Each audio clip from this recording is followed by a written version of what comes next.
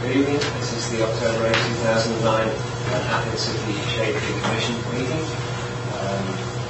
The first item on the agenda is tree permit and right-of-way issues. I've just got one to report on this.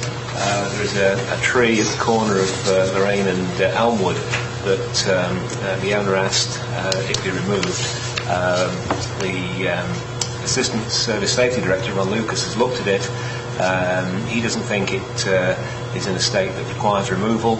It may require some non-urgent pruning to stop leaves getting into the gutters of the adjacent property. And I agree with him, so my recommendation to him was that we don't remove it, and we don't get permission for the owner to remove it. I think, Jared, you've had a look at it. Yeah, it looks fine to me.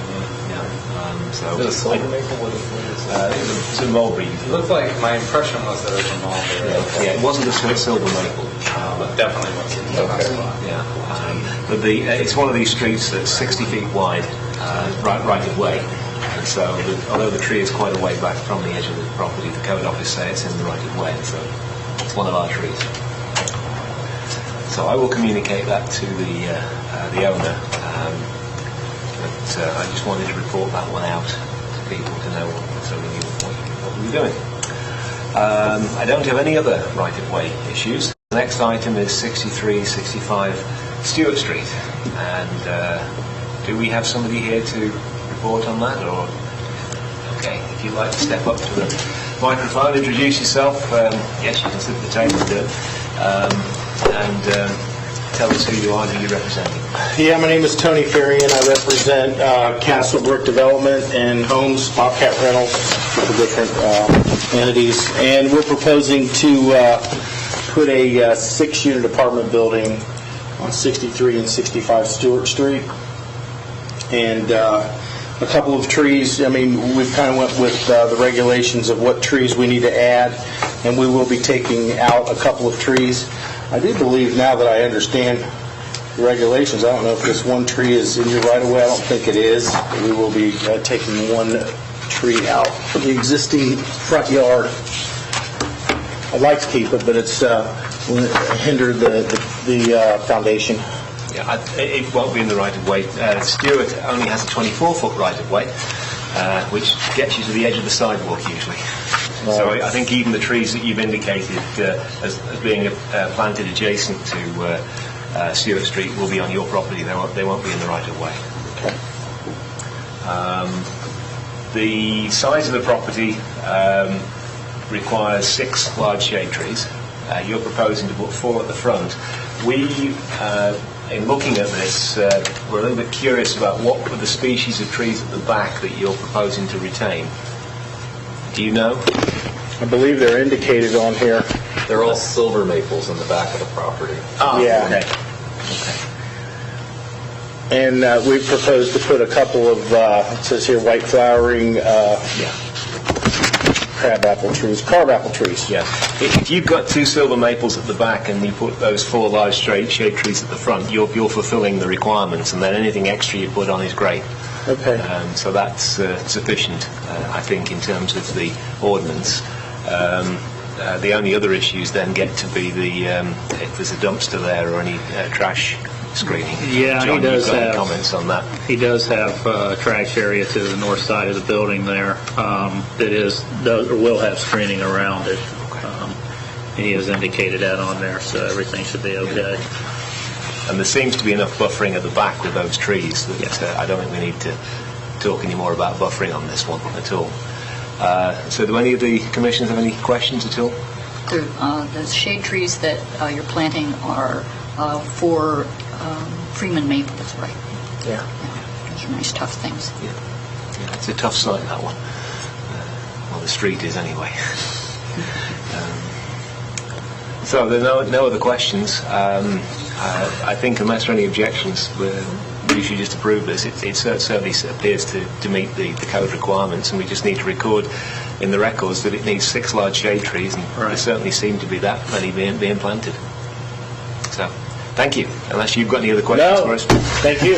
Okay. Ron Lucas sends his apologies. I did email out to all of you, but you might not have got it because it was fairly late in the day when I sent them. his report. He's got several items on the report. He's received quotations from... he received one quotation so far from Five Spring Farms, and he's waiting for another one from Albany Nursery for our fall planting list. We had 37 trees in total that we asked for a quotation on. There's no guarantee we're going to be able to plant them all, and Ron has some suggestions about which ones we should prioritise and so on. He's working on some tree trimming with Total Tree Care. Again, the details are in the email. He's also working on the Tree City USA application, and Anne, I think you know now that we did approve at the last meeting. Yes, thank you for the opportunity, and we're certainly delighted to be able to do it. It'll be fun. And he reports that he's getting a landscape plan together for the 682 Richland Avenue roundabout project for us to review. I know he's also been working on this letter that he mentions to Drew Todd from the Division of Forestry. This is to get some funding to do some conceptual design for our community lands and highway corridors. Again, we thank Anne for bringing us this opportunity, which looks like a good one. Don't thank me until we get the money. Yeah, but it's nice to have the opportunity to get the money as well. It's good. So that was his report in brief. I don't know if anybody's got any questions at all on that. He's busy. Yeah, he's been busy. Yes, he's been busy. I had one question about the species that we had suggested. If it's going to be such a hassle to get the Sophora japonica, could we just change the species there? Yeah. I'm sure he'll mix and match as best he can with the suppliers. The initial pricing looked reasonable to me on most of those things. It was just there were some concerns about availability. Emerald ash borer. I'm not quite sure why this happened, but he seemed to be sending an email to you, John, about the emerald ash borer, and I can report on it, but is there anything extra you want to report on at all? Okay. He forwarded it to me in case you didn't get it in time. He sent it rather late today. So, the status of our emerald ash borer or ash tree inventory is that all the central areas of the city have been inventoried for ash trees and planting sites. All inventory area data has been put into a GIS format for easy mapping and communication. Final mapping of inventory areas should be coming very, very soon. Portions of the south side of Athens residential areas are not inventoried, as I didn't feel comfortable having student volunteers walking on hilly roads with sparse sidewalks in order to collect the data. Okay, so we're obviously not going to get all the data from that area. And he's asking if anyone on the Tree Commission is interested in helping with the south side surveys. I think things were less likely to get hit by cars. Tell you off. We're older. That's yes. Yeah. I use that occasionally as an excuse. Yes. He's going to provide us with some maps soon, as he has the files, and he'll do a presentation at the next Shade Tree Commission meeting. The student volunteers donated less than 250 hours of service for this project, and he notes his gratitude for their help, and I do as well note our gratitude for their help in doing all this.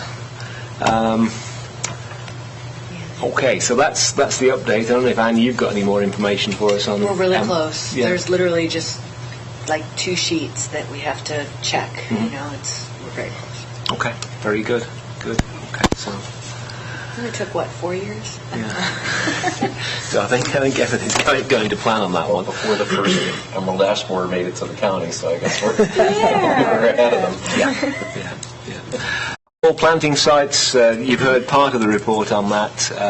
The fall planting sites are a mixture of sites on Carpenter Street, where they've done where the city's done a lot of work.